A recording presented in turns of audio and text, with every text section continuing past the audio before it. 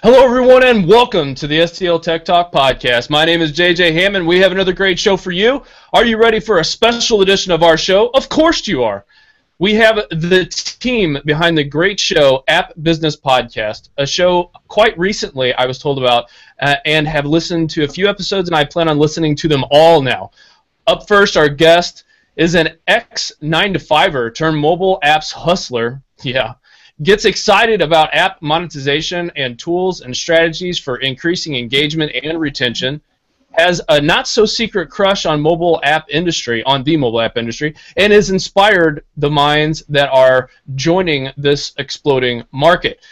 Founder of BGB Island Apps and co-founder of new mobile app diagnostic service App Jetpack, the incredible Chris Chigny.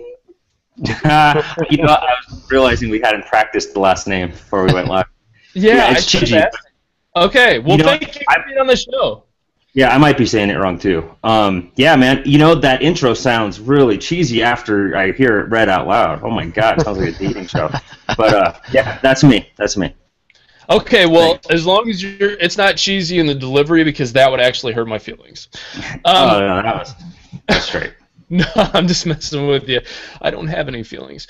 So next up, co-founder of Excellent Easy. So I'm saying that kind of, but it's two words put together. A mobile startup focused on technology with a strong focus on execution, efficiency, and process, and is usually good for a book recommendation or 3 on the podcast. You can connect with this guy everywhere, just as you can connect with Chris, the amazing David, and say your last name for me. So that's a German name, and it's actually pronounced Father, but I don't think anybody can say that outside of Germany, probably. Yeah, it was right on. And thank you so much for being on our show as well. And thank you both for being on the show. It's awesome and it's amazing. However, our PC/Mac expert and with the technical etiquette of a swan landing on a pond, the fantastic Alejandro Ramirez. Hello, Alejandro, and thank you for coming back on our show. Oh yeah, hi guys, pleasure to be here, and especially with this guest that we have today. Glad you're here on the show, guys. Yes, because he just bugged me. JJ, have you listened to this? No, I haven't yet. I haven't. And then when I did, I was like, oh, dude, we have to have these guys on. Solid, man. I can totally see why you're so stoked about this. Yeah, it was more like I beg you, not bug you. Yeah, right. So, everyone, you can follow us on Twitter at STLTechTalk, Facebook, Google+, Instagram, Tumblr. Subscribe to our YouTube channel. Subscribe to our podcast on iTunes, Stitcher, TuneIn Radio. Also, you can download our Windows Phone 8 app and our Windows 8 app, or listen directly from our site. Visit STLTechTalk.com to keep up with our tech news, podcasts, codecast, programming code, hand-on reviews, event coverage, and much, much more. And don't forget, you can interact with the show by sending us feedback to podcast@STLTechTalk.com. And if you're watching us live, you can ask us questions via the chat room, and we'll do our best to answer those questions in a timely manner.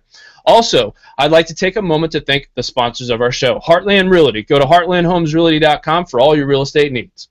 And Unidev. If you dream it, they can build it. Custom software, end-to-end development, beautiful web design, and creative marketing solutions. In business for the last 25 years, with 200-plus customers, 24/7 support, you will not be let down or left out on the creation of your dreams. If you want software development, content management systems, mobile development, web design, e-commerce solutions, digital marketing, and hosting, go to our website and click on their banner, or go to unidev.com and get high-quality service today. So let's get to it. Alejandro, you're up first with our first question to our guest for the show. All right, and what we can do is, if the question, do you think one of you can answer it, go ahead and take the lead. If it's a question that we'll ask to both of you, we can go in Chris, David, in that order if you want. So I want to know, for our audience, how do you guys get into creating your show, the App Business Podcast? So David, let me start, and then you tell me if you see it, if you remember it the same way I do. But so this is like a huge takeaway for maybe the audience that hasn't taken the step to build their own things or leave their job or build something on the side. We joined a mastermind, and we met on some online community David's more comfortable in those spaces. I think it's a younger generation thing. This was something totally foreign to me, where we met. You join a forum and you like communicate on a forum and you like hang out with these people you've never met in person. Really outside of my comfort zone, but it was just such my circle that it just worked really well. So we met for every week with a group of 6 or 7 of us for, I want to say 6 months was the first one. And we just kind of helped each other grow our businesses, and that's called a mastermind. And that's what I'm saying. If you guys haven't participated in a mastermind before, it's super valuable.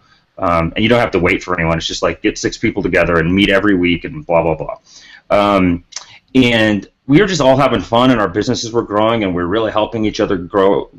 Like, when your business grows, it's like you personally grow too, so it was exciting. And David kept saying, okay, I want to start a podcast. Come on, Chris, let's do a podcast. Let's do a podcast. And I just was doing so many things, and I mean, I wanted to do it too. It's just I don't want to half-ass it. So I agreed. I said, okay, David, let's do 10 episodes, and if we like it, then let's just keep going. And we blew by 10. I mean, honestly, anything you start from scratch is a little bit challenging. So they were like, okay, how do we do this, and how do we do that, and is it recording, and oh, we lost the recording, and those kinds of things. But I mean, I just looked. We're on like episode 94, so we've blown by 10, and it's been really cool because it's really it's something where we look forward to every week, and we have to prepare for the show, so there's no like faking it, and it's just fun to talk for 20 minutes on a given topic 3 or 4 times a week. So yeah, David, what did I miss? That's pretty much it, right?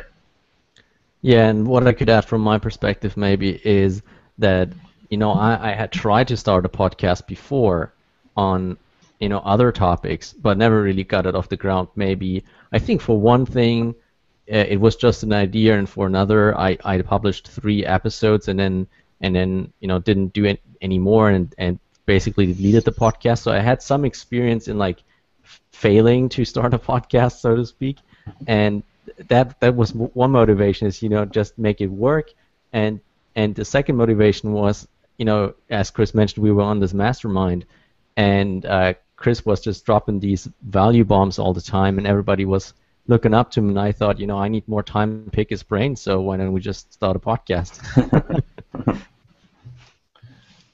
Yeah, and I'm going to talk now. I'm back. So I'm doing like 2 jobs here, because normally I have my tech monkey doing his thing, but my monkey isn't here. So I was just getting some stuff done. But that's really cool, because a lot of when you're talking to somebody, it's hard to get the conversation rolling, but once it's going, it's like that snowball effect where it just gets better and better and better. Usually, if it's productive. And what I like about your guys' show, and I told you this before, was the content seems so. Even though you guys kind of started off, like you said, with no real design, right, like set in place, there was this sense of here's what we could provide as a service. And I think a lot of the times that gets lost a little bit. Like, I think good intentions sometimes go away, but your guys' service that you provide, I think is valuable. And I think that's, I mean, hopefully you guys get that kind of feedback. Yeah, I think for me the biggest thing was, the biggest thing I recognized that we do well is that we're living it. It's not just like, hey, I curated all this information, and here's the information that I curated. Well, there's value there too, but maybe that's like 40% of it, and then so much more comes out of actually being, the hand-to-hand combat or the struggling yourself with certain things. And so part of the podcast has been like, okay, what did we struggle with in the past? And then as we started getting, more popular, more listeners, like what are people asking us? And so those were easier subjects. But then I think my favorite episodes are what are we struggling with right now? And right. I mean, it's a lot of stuff. I mean, the list is long with the things we're trying to figure out. So lots of times we'll have guests on, and it'll be like, hey, I don't want to let this guest go because I have some more questions. It's like 30 minutes of free consulting because we just get to ask this dude a bunch of questions. So, yeah, I mean, I think it comes off like that because it's very much real for us. It's like not just something where we're faking it as we go. It's David and I and our current challenges and our experiences, and it's there's just this thing's moving so fast. To create 3-4 episodes a week is not hard at all, because every quarter it's like a whole new set of challenges that we're all as indie developers like overcoming. So yeah. I really like that I can listen to the earlier episodes, because I'm actually catching up in order. I'm on like episode 25, but I can also jump to the latest episode, and it's always fresh, and it's always something that you can use if you're in the app business. And so it doesn't matter in what order you listen to them, except when of course you have the series of part 1 of 3. But other than that, you can honestly just jump through the list, and there's always something. And I hate to listen to it in my car because I cannot take notes. It's always like, oh, what was that website they talked about? I need to write that down. We've heard that one before, and that's an awesome piece of feedback. Is like people are taking notes, and then they get frustrated because they can't execute all the ideas for the week. And it's certainly not supposed to be like, hey, here's the 4 things to do this week. But it's we hope to provide like 4 actionable things each week. And okay, you were still going, yeah. Yeah, and I want you guys to share some information about your background, because the scene in St. Louis for startups is hot right now. There is a lot of people building apps, and not only applications, they're also building hardware and software and everything in between. And so there's people who come from business backgrounds. There are people who come from heavy computer science backgrounds. I love how Chris tells his story. I love how David tells his story, because these are 2 guys that come from I think very different backgrounds. Chris is on the business side. David's from the development side. Why don't you guys tell us more about that? David, go for it. Okay. So I obviously have kind of a web technology, web design background. So, as Chris keeps mentioning, I'm a little bit younger than him, and when I was still in school, we just had kind of a website design team for the school, and I by total accident got a part of that. I couldn't write a single line of HTML back then, but that got me started. People there helped me learn HTML, PHP, a little of JavaScript, and then got more and more into JavaScript. And then basically fast forward, the iPhone hit in 2007, and the first apps that you could write as a third-party developer were web apps. And so I got very excited about that, because I knew that was a skill I already had and I could leverage. And I got together with my best friend at the time and now business partner, Stefan, and we sat down and just learned JavaScript as much as we could, and tried to crank out some web apps, and that's what we did. And a couple of years later, here we are, and I get more and more interested into just the industry of mobile apps in general. And I've worked with different firms and different companies, but basically all the time as a contractor with my own firm, Axel & Easy. And I've seen a lot of the times that either you have great business but very poor technology skills, or the other way around. And so I personally get more interested in the business side of things, and that's where I met Chris, and we got into the mastermind, and that's where the App Business Podcast got started. So do you still do development in your business? Are you still hands-on, or have you kind of transitioned to let other people do development for you? A little bit of both at the moment, but I really still like to get my hands dirty with code.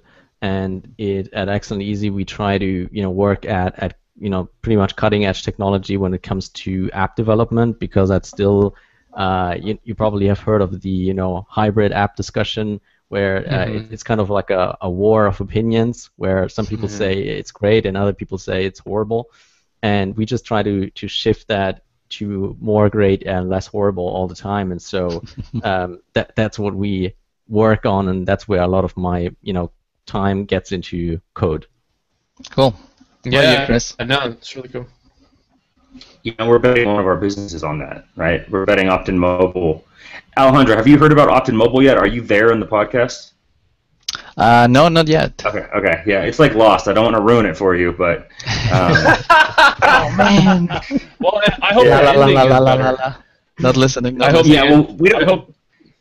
Just like the writers, we don't know what the ending's yet. So we're still playing along and faking it like we've got it all planned. But don't use the list of drugs and try to figure it out, because I'm pretty sure that's what they did. Yeah, it's like, hey, we meant to like throw you off with the numbers the whole time, etc. It's crazy. Yeah, I didn't like that either. The question is, what's my background? I was like a full-on corporate guy. So right out of college, got a job in sales, transitioned to like a product marketing thing, and then I kind of like found a little niche for myself where I was like this HP guy at these different companies. So I would go in and like create or grow their Hewlett-Packard practice and then like related products like VMware and stuff. And it kind of became like I was this little, like a gun for hire in these businesses. But every single time I would run into, you know, like a company that was all messed up or a manager that was messed up. It was just like, I need to go do my own thing. And finally, it was like a bunch of things came together at the same time, where it was like I'm 30, suddenly I'm 35, and it's like, okay, I've got an MBA and I've got undergrad. I know how to do this, and I'm completely free. Like, like no kids, no wife, and then I left my job, so now no job, and it's like, okay, where in the world do I want to live, and what in the world do I want to do? And I felt like it was, look, if it's now or never. Like, I'm gonna have kids soon, at some point, I imagined, and I need to make this happen. And so I moved to Mexico and started paying $400 a month rent, and just put my head down and said, well, at that point I had figured out, okay, it's going to be mobile, because I needed to pick a direction, but the direction was mobile, and just went to Mexico and read for like 40 hours a week, and in the meantime, like, tried to publish apps. And it kind of happened in the first mastermind with David, where I went from making, like, I don't know, $30 a day on my apps, and $40, and I just kept plugging, and then all of a sudden it was like $400 a day, $500 a day for months at a time. So it was like, okay, I can hang out in Mexico on $10,000 a month. I can do that. So, and where I was, it was like, if you make $2,000 a month, you're doing great. And I think, that's really the mindset change that I had was, look, if I'm going to bootstrap this thing, I need to move somewhere inexpensive. And I think St. Louis is more on the inexpensive side compared to, I'm from San Diego. So I can get why there's a startup scene there. Because, big difference. Well, I mean, there's lots of universities there and everything, but yeah, it's you can do pretty well on $50,000 a year. And in San Diego, you can't even, like, $50,000 a year, you have roommates in an apartment. So it's just a different thing. But I thought of New Mexico, I thought of all these different places, but I even thought, I thought of Ecuador, I thought of Chiang Mai, but Baja was close to the family and everything. But yeah, it's just worked out great. Now I'm in Ecuador, or where am I at? Colombia. I don't know if you guys knew that. I'm in Bogota right now. So yeah, it's kind of like this world traveling thing that I'm just trying to keep focused on the business, and I've definitely taken that next step, which is really exciting. And then the podcast just helps, because then I get to like share the story, and then like keep forcing myself to learn, and yeah, it's just like the next evolution. I'm a fan now. And Alejandro, I'm glad he persisted, because again, just to kind of speak to all the things that both of you have said, which is, you guys have a great out-of-the-box type of thinking. But so here's the three things that I really picked up from your guys' personality shows and what you guys do and how you guys approach businesses is by doing things. And it's okay to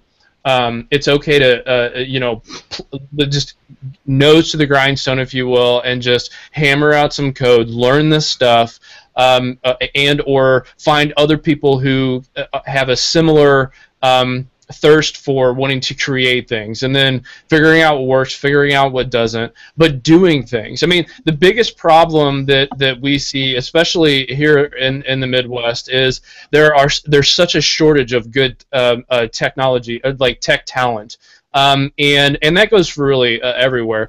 And a lot of people are trying to decide what they're going to do. And shows like yours and stories like yours kind of speak to this idea of, if you're going to pick a lane, then do it. Just knock it out, hammer it out, and figure out what works. And just make sure that you're staying on point, that you're not taking time out to go screw around and do some other stuff that you shouldn't be doing, that's not really necessarily related to a model of some kind. And I think another really neat and interesting aspect is the ability for you to be outside of the U.S. and to have this certain sense of understanding different cultures and understanding who these applications speak to.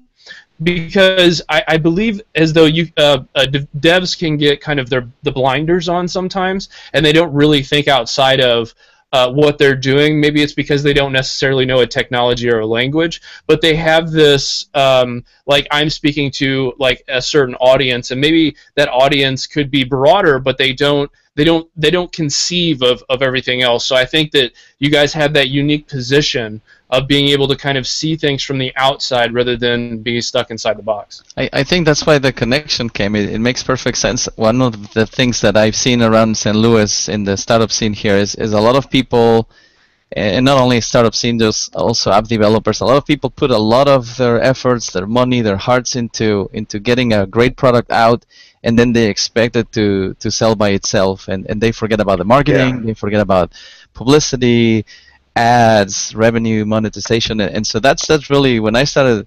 I actually found your show through Facebook ads. I remember it kept popping through the App Business MBA, which we'll ask you later. Yeah. That's how I found out about you guys, and so I started reading about it, and it just really opened up the Pandora box. Yeah. Now, see, before, thanks by the way, guys, because before Alejandro was pretty okay with pro bono type stuff, but now he's like, are we in the red or the black? How are we doing this? And I'm like, oh gosh. Yeah. Oh, that's yeah. Right. Well, I want to hit something you said. You said that we think like out of the box. Like you had two out of the box. One was like out of being out of the United States, but also you were saying like some of our approaches to this is out of the box. And it's funny because the circles David and I are in, I would say we're absolutely right in line with what everyone else thinks. So it just shows you how. Wouldn't you say that, David? Like the way you and I think stuff is like everyone reads the same books and all the stuff because it's the circle we're in, and it just shows you like who you spend your time with really has a big impact. But I think not only being out of the country helped. It not only helped like broadening a perspective or all that stuff. Like travel is great for sure. But I mean, let's be honest. It wasn't that. I didn't travel to like get perspective. I traveled because it was cheap in Mexico. You know what I mean? But no, totally. And my neighbors were 80, and is like, what I really got in Mexico was like no drinking buddies. So like no one knocking on my door saying, "Hey, you're not doing anything at 2 on Tuesday. Let's go booze." So that was a nice, like a way to escape and just concentrate. But yeah, I think one thing we hit on the show a lot is like things like, look, while your idea or while your opinion is interesting, it's not super relevant, and we remind people like talk to your market, get a product out there. Everyone's got ideas, and they think they're just like 3 months of execution away from seeing their idea through, and it's like you see your idea through. And then the work starts. Then it's like, okay, see what the market's responding, and well, then the marketing, like Alejandro said, like there's so much to do outside of like some idea. And I think we try to like lend a dose of reality, like, hey, it's not all like fairies and pretty flowers and sparklies. It's like it's like, hey, this you can still do it. It's super doable, but you got to like change your mindset of, oh, I have this wonderful, amazing idea that I have to protect and like. Wait for the perfect opportunity to do it. It doesn't work like that. No, it never works that way. It never works that way. And another thing, just real fast, and then we'll hop into the next question, is a lot of the problem too is especially here is so there's grants that people get for these different apps and services that are being provided, but 6 months after that, or maybe even a year, we're seeing them fall off because they don't have what you guys talk about on your show. Which is this model of, okay, so they threw it out there or whatever, but there was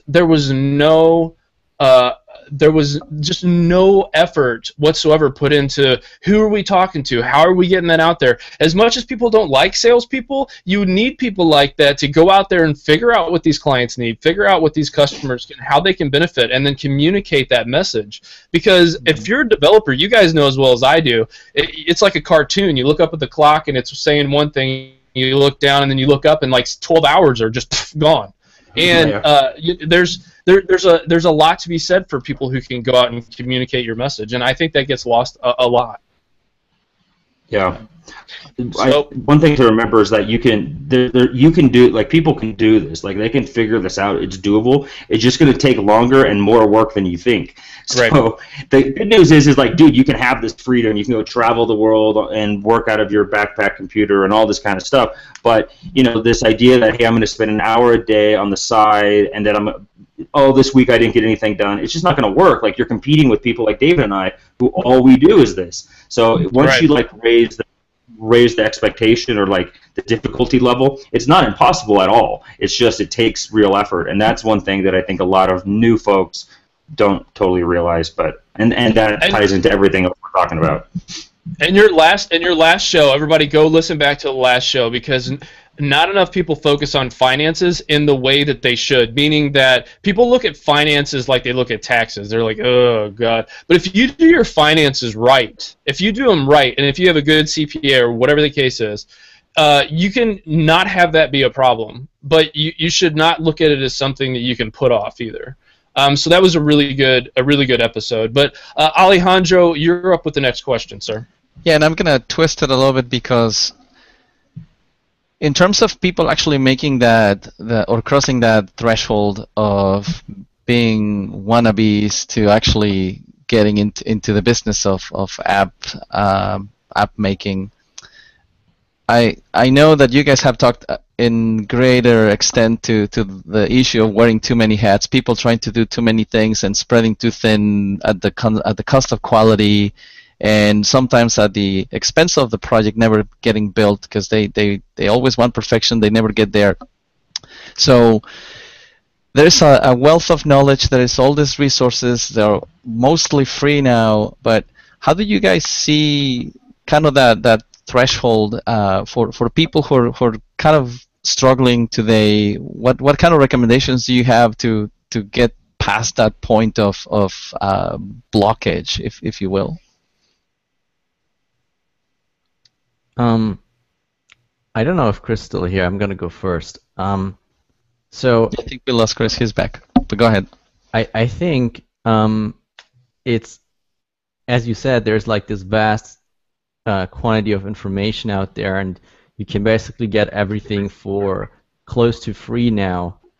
But that's more like a challenge than it is, an advantage, because everybody has that, and now you need to cope with that information.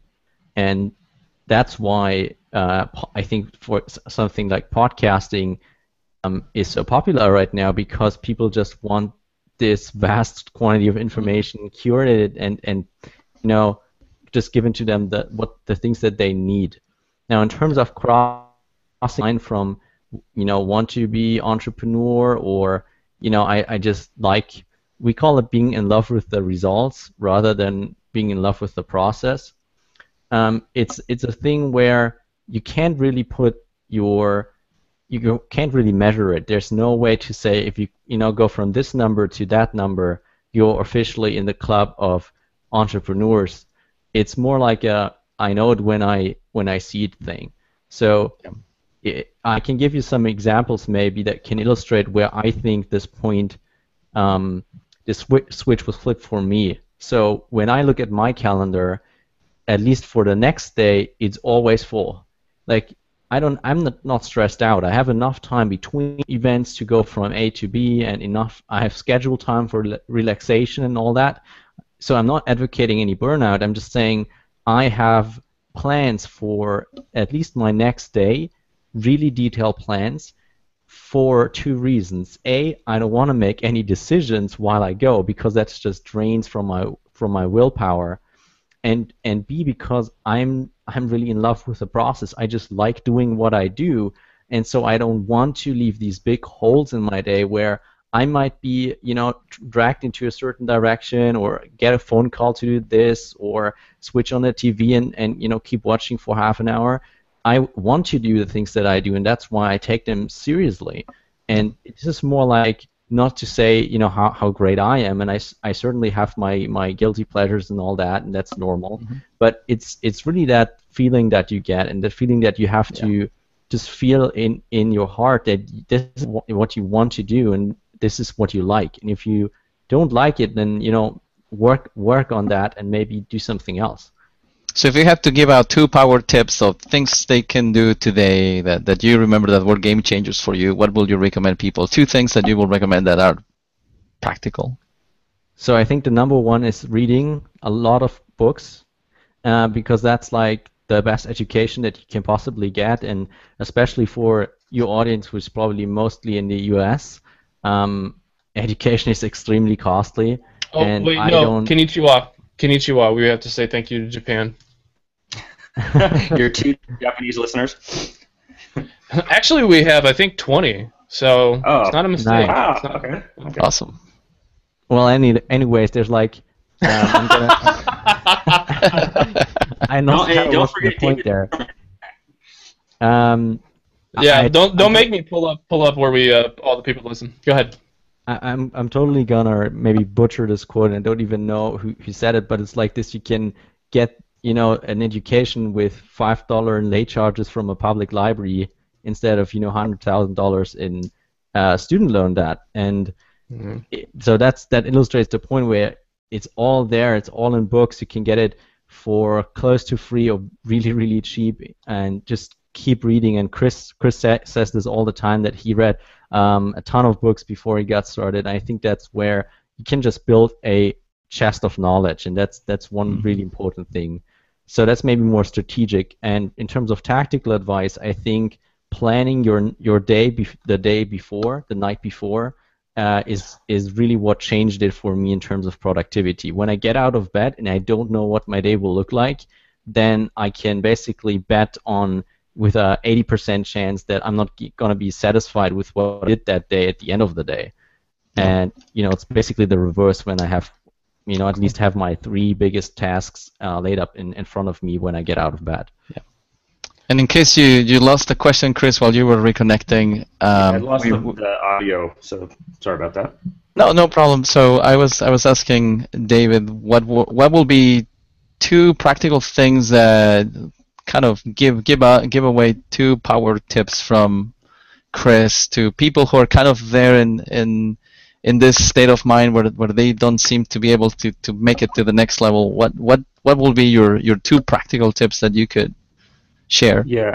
Well, it's almost like it, like the person knows it before the world sees it. So, like you could start hitting the gym, and the first month you see it, and then 3 months later everyone else sees it, kind of thing.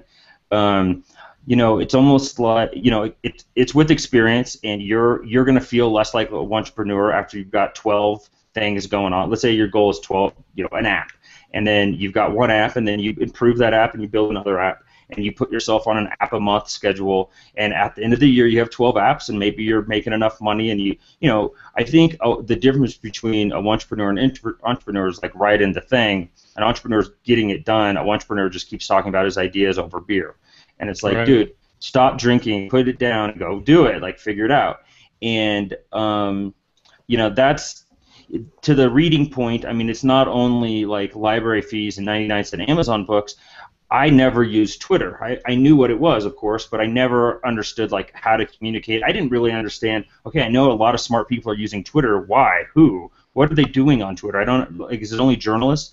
So I started exploring Twitter, and oh my gosh, it's basically like, here's all the information for free I can find, just give me your email address. So I signed up for every single newsletter and everything. I mean, I was just a consumption machine, and I enjoy reading. I'm not a fiction guy. I love reading books, but not fiction, like business books and stuff. And so I'm naturally like inclined to read a lot. So it was kind of like heaven. I'm sitting on the beach next to my dog in Mexico reading for all day. So it wasn't a terrible existence, but there was no, if anyone called me an entrepreneur, it'd be like, okay, watch this. Like I already knew in myself that I was not going to.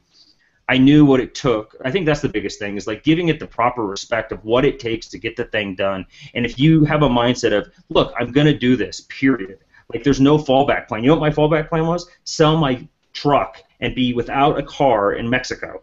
that sounds terrible, but that's how far I was willing to go. And after that, I would have found something else. Like I was going to take this thing all the way to the end, you know.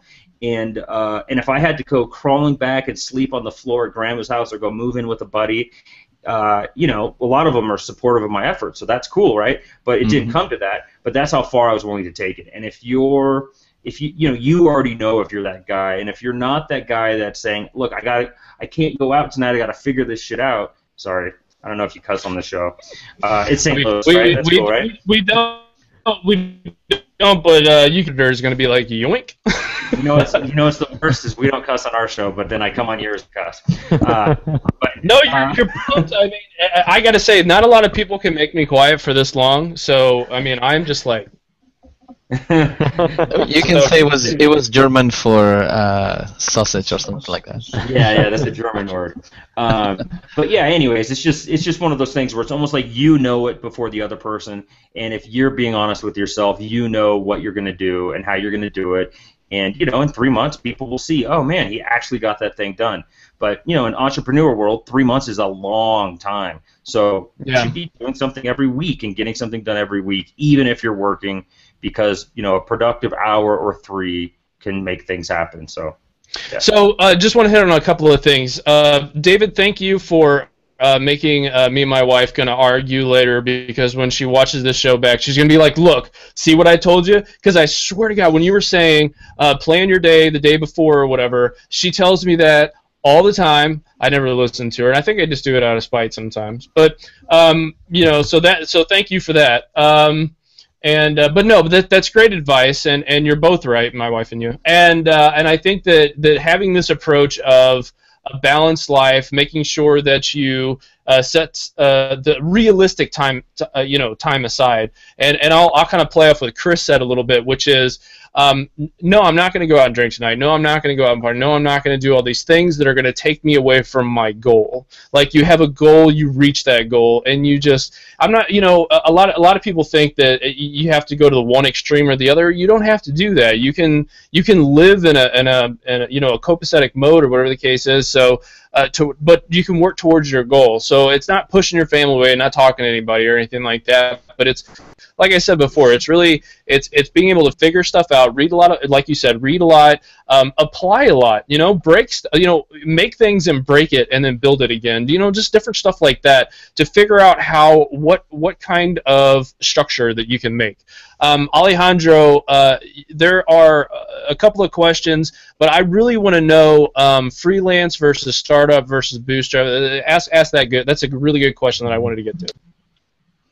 Yeah, so as you guys know, there are different app business models. There is the freelancing. There is, of course, the startup that gets funding. There is bootstrapping, which basically is you kind of build it from the ground up.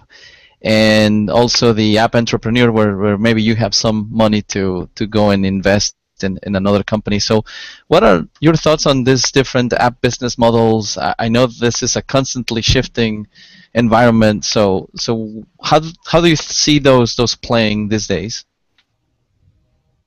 You want to start, David, or? Yeah, I can take it. I have pretty strong opinions on those, so I thought maybe Chris would go first, and then I wouldn't be as strict. But no, it's really an interesting topic. We've talked about it on this show before, and it's something that we get all the time, where people are just asking, you know, how do I monetize it? The first little thing I wanted to say before I go in the actual answer of the question is, you need to, when is the right time to ask this question? You know, when is the right time to ask which business model you want to do? It's not when you already have built the app, because that's what we get a lot. You know, people have already built an app, and that can apply to any business. They have an idea for a product, they build a product, and then they say, okay, how am I going to make money with this? And this is the, you know, entirely wrong order. You need to, with, okay, where's the cash flow coming from? What does the market tell me first? Then you get to your product idea, and then you know how to, you know, then you only need to execute, because you already have this all figured out. But if you do it the other way around, you're going to run into a lot of problems.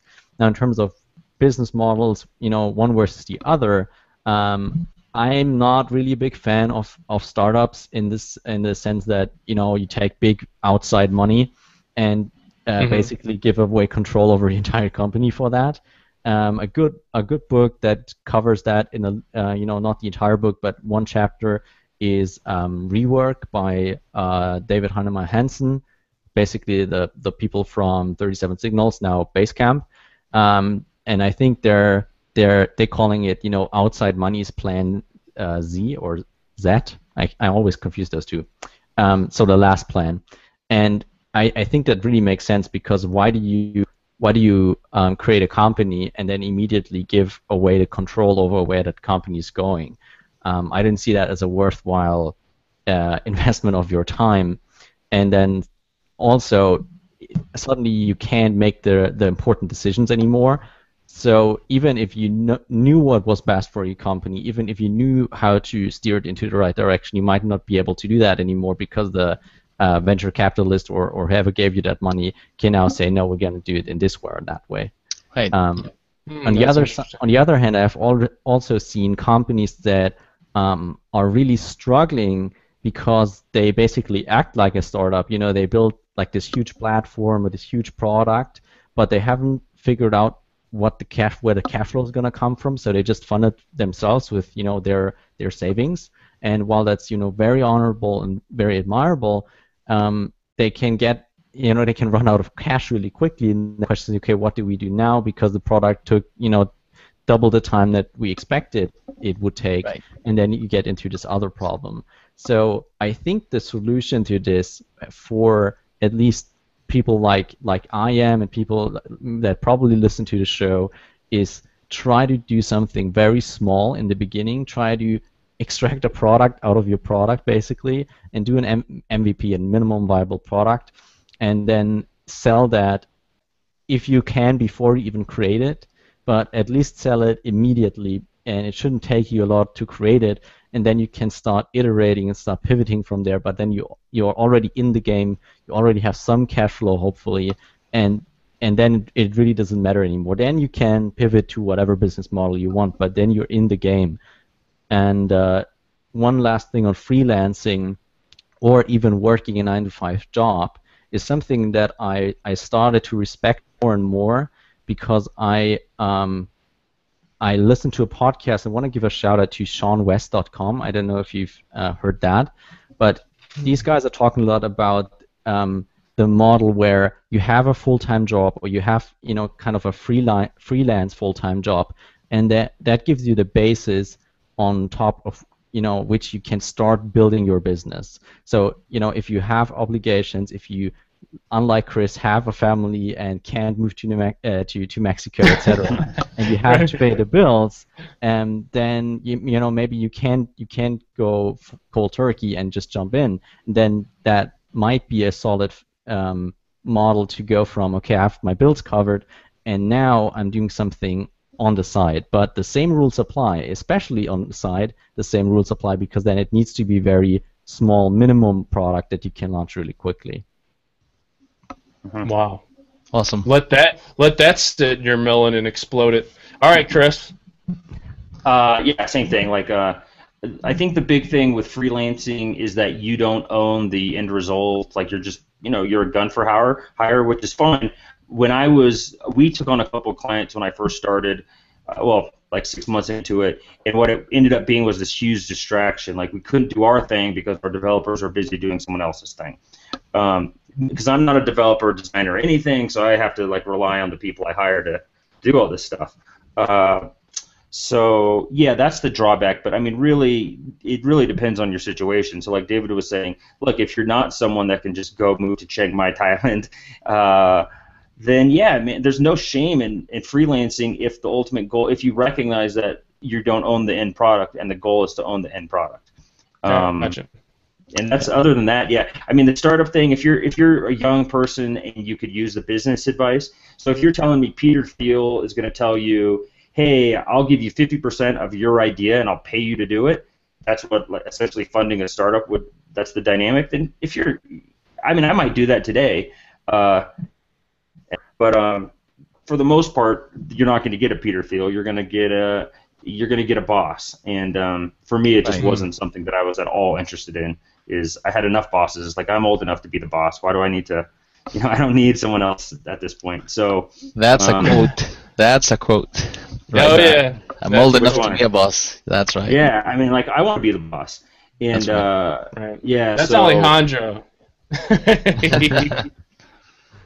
I think he's older than all of us, but he doesn't. But he's older than all of us, but he don't look it. I'm telling you, when you see him in person, you're like, "Good Lord!" I'm only 40. I call it 22. It's 2 times 20. That's bad math. No. So I have to ask this question. I know I don't want. We're way over the time we normally, and I'm sorry for that. But God, I love hearing your guys' information. So now I'm like, everything you guys do, I'm going to follow it. But so are you solely focused on the Apple App Store? And what are your thoughts on the other two platforms, the Windows 8 Store, Windows Phone 8, and Android? So I'll answer this one real quick. We're invested like time and money in Android and iOS, and we haven't done anything on Windows or BlackBerry. We haven't even published an app in Amazon Store yet. David, have you done that before? Nope. Okay, yeah. So, I haven't cracked, or we haven't cracked the Google Play Android Store. It's more like websites where it really takes a concerted effort. It's not like iOS where I don't want to set the wrong message, but iOS is Apple's more like you can drop it into the store, and if you get some things right, you could get some traffic. Google Play Store doesn't seem to be like that, but we do develop for both. And I am like the opposite of an Apple fanboy. I'm hoping Google wins this whole thing.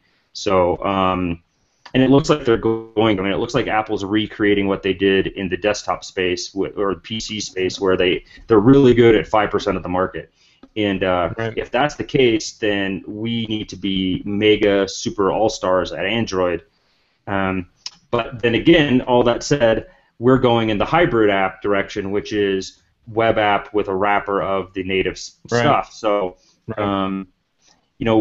we're exploring all of that stuff, but we really let data lead us, and Windows just doesn't have market share. It just doesn't have. It's just a whole new platform that we would have to figure out, and we just haven't done that. So we're really interested in Apple and Android, iOS and Android.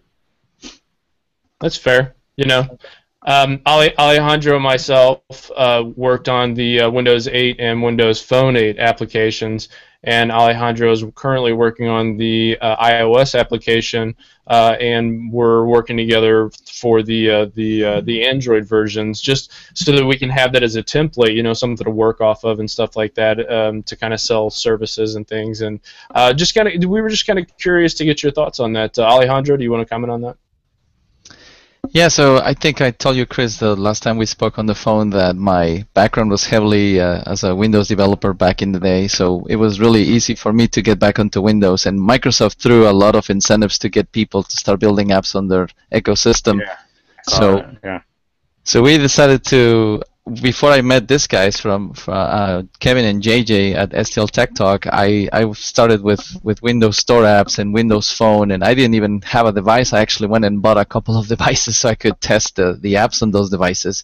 I tried really hard to get onto iOS, but Objective-C was my worst nightmare for 2 years. It really took me 2 years to kind of crack down, and now that I finally got it, here comes Swift.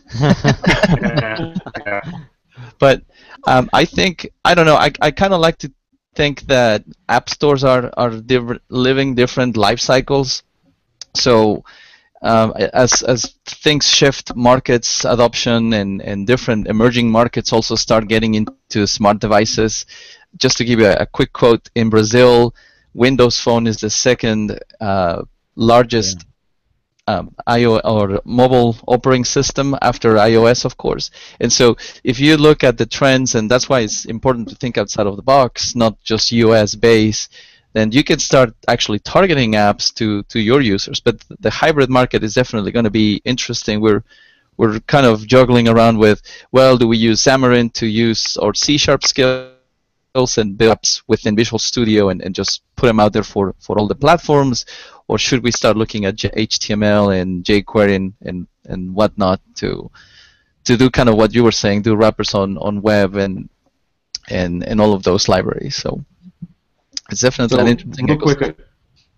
Yeah, real quick, a comment is like you're saying, hey, Objective-C was my nemesis and everything.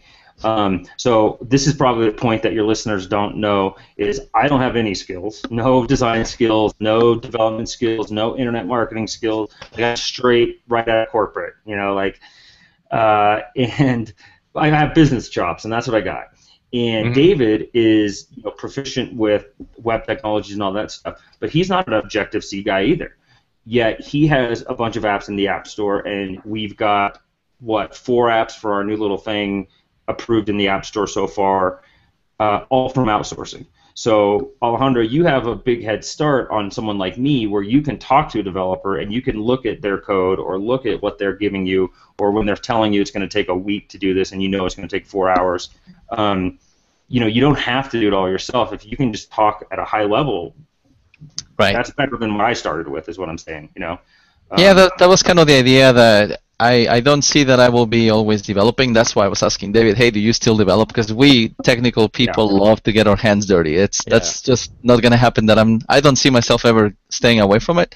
But I want to do more, and so I wanted to learn, and so that I could review code and make sure I wasn't getting crap quality, or somebody telling me, oh, it's going to take me 20 hours when I know it's 2 lines of code and it takes 20 minutes. So, yeah, I think I found that if I understood technology, it was probably worth my time. Like you spend your time reading, I spent 2 years struggling to learn iOS, and I can say now I can build a quick prototype in a matter of hours, where in the past I didn't even know how to connect 2 views to talk to each other. So it's been a big leap.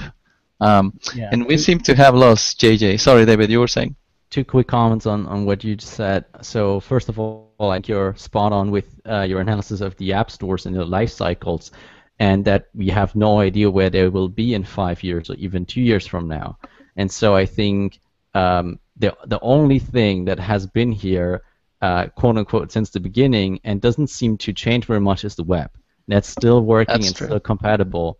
And that's why I personally have chosen to, massively invest in that route. And now Chris and I, with our, joint venture or little company, have also chosen to use this technology for version of our app, because we will know that JavaScript is always going to run everywhere.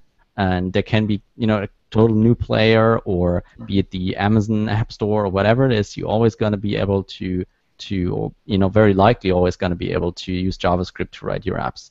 And the second thing was that I think in regards to getting your hands dirty with coding yourself, and the challenge of outsourcing, it's definitely good to have the ability to fix a 1 liner of code or drop in 2 lines here and there. But it's also a challenge, of course, to give up that responsibility, because you're always going to be able to do it better, faster, or whatever. But that's not the point here. The point is to free up your time to do more high leverage things. And if I do coding, I make sure it's high leverage kind of coding. So I'm not actually coding any nitty gritty apps anymore. I'm not going to do any configuration type work. I'm working on the underlying framework, so I can have more leverage, and so that maybe when I invest 20 minutes into making a framework, then that can come back into hours and hours saved for the developers that are working for us. Yeah, you become more of an architect, and then you make the decision, say, I want this cloud service, or I want this framework, or don't use UI image, use UI whatever else. So, no, I get it. Yeah, that's definitely something, like you were saying, giving up that willingness to be down there is really hard. That's something that I struggled for a while. And when you start from the ground up with no investment, you don't have a choice. So you have to be there. But as you start, I think the first time you put an app there, no matter what store, I can tell you when my first app went in the store, in the Windows Store, I started getting calls. People wanted apps. They didn't care that it was in the Windows Store. They just knew I could build apps. So they're like, hey, build me an app. Next thing I know, I have 4 projects running at the same time, and it's just one of me and my best friend, who's an awesome graphics designer and UX guy. And so we were churning stuff kind of slowly, but just kind of building up the competencies and stuff. So but that's kind of where we see our next step will be. And for the last question I want to ask you guys, and it's more of a mini plug. I really want you to talk about the App Business MBA, because for a lot of our listeners who are in that kind of mode of, oh, I want to get started, but I'm kind of, I don't know, and some people are there and they may have struggled, they may have some apps that are not performing well. So tell us about the App Business MBA. All right, so let me take this one, David. This is funny because let me first tell you what it is, and then we'll see if we can't figure out like the elevator pitch or the tagline for it. There you go. What is the App Business MBA? That's a good question. We're struggling with that a little ourselves because it's got so many elements, and we don't want to like focus on one element too much. We think the ability to connect with other folks that are doing, really invested in mobile is probably the greatest long-term benefit. But essentially, what it is, the big draw for right now, is it's hours and hours of tutorials. Some of them are like step-by-step videos. They're almost 100% videos, but they're like short 2 to 5 minute videos that essentially it's everything that I wish I had 2 years ago when I started. So it's anything from like getting a DUNS number and all those kinds of really beginner steps of like getting a business account, all that stuff.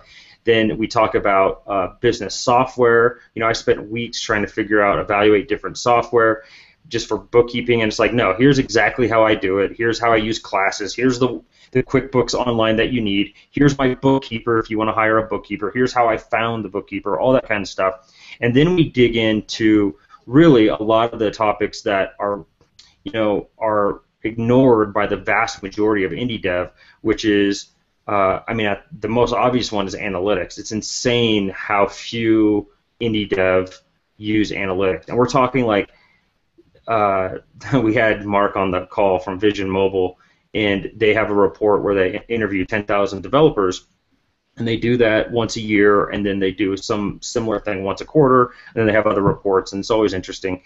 And the number last year of mobile app developers that used analytics was 36%. Okay, shockingly low. That's insane. Wow.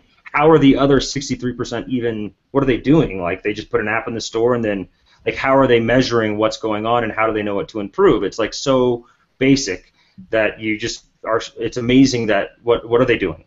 Well, the number went down. This year is 20%, so it went from 36 to 20. I understand a little bit of why, because there's so much data, it's hard to make use of it. But just coincidentally, which I actually am saying that a little ironically because I don't think it's a coincidence, or not ironically, but whatever the word is. About 20% of the people that publish apps make more than $10,000 a month. It's like, oh, I wonder what group is using analytics. It's like it matches up so perfectly. So we talk about not only how to implement analytics, but then how to implement custom events and where to add the custom events and what you need to, what are the main 5 things you should be looking at weekly with those analytics. What are the KPIs you should be measuring?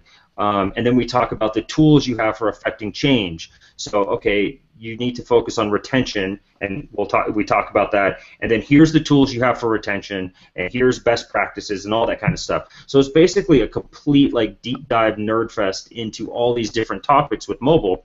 And that's just the tutorials. Then we've got resources like all the SOPs I use in my business and David uses in his. We have some more technical topics that David hosts. And then we have, we're just starting, because this is brand new, we're starting to match people up for masterminds, which is probably like the #1 most important thing I would suggest doing. Like if the listeners are like enjoying what we're talking about, all this stuff, go find a mastermind to join. There's other people like you, I promise, and go connect with them. It's made like the biggest difference in my business by far. More than anything else, I would say. And then we have a private forum. Right now it's on Facebook, but we're actually going to port it over to the App Business MBA site because it just adds a little bit of a more private kind of setting. So it's really, Dave and I are living this, and so it's everything that I wish I had the last, 2 years when I started this, and then everything we're working on now. So we are really interested in monetization via incentivized mobile video ads. So Vungel's coming on next week to talk about the things that they present to Supercell and other big accounts, and indie dev sometimes gets left out. And instead of being, them trying to hit a bunch of indie dev, we're going to have this group of, a bunch of like indie devs that invested some money and are really pushing their business to the next level, and recognize that it's hard to learn all this stuff on your own, and recognize that, you know, for the fee, it's a bargain to connect with other mobile app developers and entrepreneurs. So it's all those things. So we don't have a good name for what it should be. Is it a mobile app community? Is it, you know, the little tagline I had was a community of entrepreneurs invested in mobile apps. But yeah, we're still working on like what, you know, how do we wrap all that into like one little sentence. I think a community is probably the best thing, but it's supported by a ton of material to help folks, you know, learn. You know, not everyone's an expert in everything. You could have 100 apps and not know anything about retention. So it really is like for the beginner and for the 100 app publisher as well. You know, covering all the topics that we think are extremely important to success in the mobile app store. So we're super excited about it. I'm like not only the person putting together a lot of the videos, but, you know, I'm like the guy excited for the conversations. And you know, I have to remind sometimes listeners that you know, I'm in this just like you are. Like, I'm enjoying the conversation just like you are. I'm like, the only thing I have maybe versus some other folks is, you know, I've made a couple $100,000 in this space, and I've been doing this for a while. But other than that, I'm like, we're like all focused on the same challenges. So the more we can get together and share and talk about proven best practices and push our businesses, the better we all will the better results we'll all see. So that's kind of like the, you know, if you like the conversation that on this podcast and in this, you know, in this podcast, or what do we call it with the video, like this YouTube video? Podcast. It's podcast. Yeah. Okay. Yeah. Then it's the same attitude and the same kind of perspective that are, you know, that's in the MBA. So that's at appbusinessmba.com. And then real quick, another plug is the podcast is App Business Podcast, so you can find that in iTunes or SoundCloud or whatever. But we have a weekly Q&A, and Alejandro, I don't know if you know this because I don't think you've been to one, but every week we do a Google Hangout, and we have a chat box below, and we record like a weekly. You're not there yet in the podcast, but when you get around number 65 or 70, we have like an obvious podcast that stands out because it's so casual and like there's not like a defined topic, and it's kind of like a weekly review, and then we're doing it live where people are chatting with us and we're answering questions. Gotcha. So that's a really good one for folks who are into this kind of stuff. Go join us on the weekly Q&A. And yeah, I heard of your Q&A. It's just that I'm on my 9-to-5 job at that time, so I haven't had a chance to book some time to do that. But I'm trying, so one of these days for sure. Yeah. Okay. Cool. Yeah. What you can do as well is to submit questions before, because even if you can't, you know, say them live in the chat box, you can just email them, and we're usually going to answer them on the live Hangouts if we don't have any other questions. So that's a good way to read this as well. And so just so that people, well, let me just do a quick rehash. So for the people who are listening about the App Business MBA, which is what we've been talking about, and how to reach out these guys, the App Business MBA is a subscription that gives you lifetime, right? This lifetime access to a whole lot of really cool content. If you guys get a chance to listen to the App Business podcast, go to appbusinesspodcast.com. If you're thinking about getting into the app business, if you're already there and you want to learn more, these guys are a walking wealth of knowledge. A single episode, it's 15, 20 minutes. They vary. Sometimes they might be a little longer, but those 15 minutes are going to be time that you will treasure, because these guys will just get you the freshest news. They have all of the trends, all of that other thinking that you're probably not thinking about, and that's why they're here, because they have really done a fantastic job. I cannot emphasize that, in really going and getting their businesses going, and also, and I think that's the hardest part in this app market, finding people who are willing to share. A lot of people treasure that as oh, this is my how I stay in business. It's really hard to find people who want to share. I'm totally gonna ping you offline to see if we can start some of the masterminds here in St. Louis, because I'm pretty sure a lot of people will benefit from that. So. Yeah, awesome. We both have this abundance mindset where we're like super. We're super available. There's plenty for everyone. So I'm glad that resonates. Like, I'm glad you get that from us. So yeah, appreciate the time on here. Yep. In respect of your time and due to the technical difficulties, we finished. We lost JJ in the middle of the recording. I just want to ask you for some final remarks. I hope to have you guys in the show at some other time too, and continue watching the show. But any other thoughts for folks listening? What's the best way to reach out to you guys? Yeah, first of all, thanks for having us. It was a blast. Definitely, let me know how your projects are going in the app space. And for your listeners, you can reach both of us. My email is david@appbusinesspodcast.com. Chris is chris@appbusinesspodcast.com. And I think the only advice I can give is just get started, pick a very small project and ship it, as soon as possible, maybe 2 weeks, maybe 4 weeks, but ship something, and that goes a long way. Yeah, awesome. And along with that, get into it. Like, immerse yourself in that stuff. And a good way to do that is, you can check out the podcast, and it's hard to consume 100 episodes, right? So that's a lot. But you can, if you feel like you get it, and you're like, we're your kind of guys, and you feel connected, and like we're talking about things that are of interest, then join the Facebook group, because there's 100+ people in that group, and I mean, there's folks with way more apps than I have in there that are listeners too. Like, we're all in this kind of together, so there's a wealth of knowledge in that Facebook group, and it's a great way to, like, we talk about the difference between a entrepreneur and an entrepreneur.